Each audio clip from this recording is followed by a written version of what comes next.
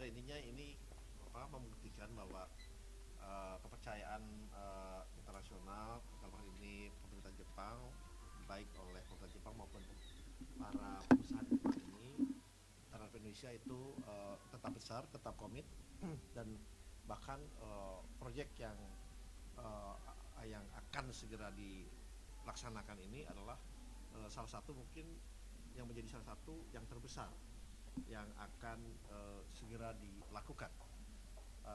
Memang tadi disampaikan oleh Pak Sekap, ini kurang lebih in US dollar terms is about 23,3 billion US dollar.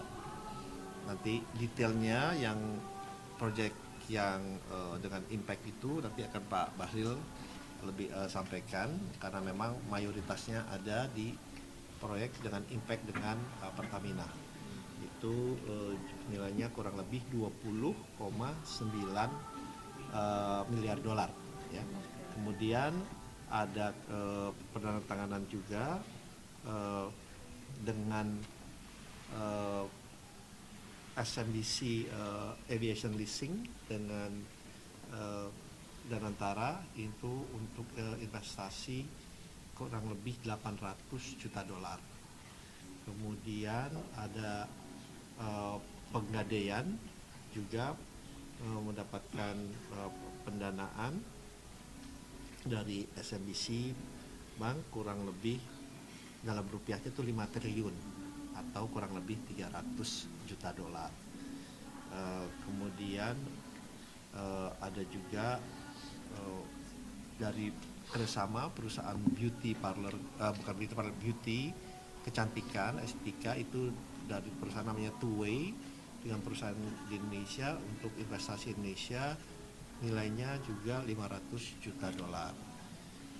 Dan investasi di plasma darah juga nilainya itu 1 billion US dollar. Jadi ini untuk plasma darah adalah investasi kedua setelah SK Plasma dari Korea. Nah, itu kurang lebih investasi yang masuk, dan sebenarnya masih ada beberapa lagi investasi yang masuk, diantaranya adalah geothermal antara PT Supramu juga dengan dengan Sumitomo kalau nggak salah, itu juga tadi disepakati juga untuk investasinya untuk expansionnya gitu ya, expansionnya. Jadi kalau kita lihat dari total ini semua membuktikan, karena memang kalau kita lihat kan Jepang ini selalu dalam among top 5 ya, selalu di dalam 5 besar negara yang masuk ke Indonesia, dan investasi ini kita harapkan juga terus berkembang, terus berjalan, dan memang mereka untuk energi baru terbarukan ini appetite-nya memang sangat-sangat besar. Soalnya sebelumnya juga kemarin mereka baru ada closing untuk geothermal di Malabo, kurang lebih nilainya juga 900 juta dolar, baru financial closing juga. Tapi ini tidak dalam yang ini karena sudah dilaksanakan financial closingnya. Jadi itu yang bisa kita sampaikan. Jadi kita juga melihat terlepas dari adanya geopolitik, geoekonomi yang sedang berada di dunia ini, kepercayaan internasional terutama Jepang itu tetap besar, dan mereka komit untuk menjalankan investasi yang ada di Indonesia ke depannya.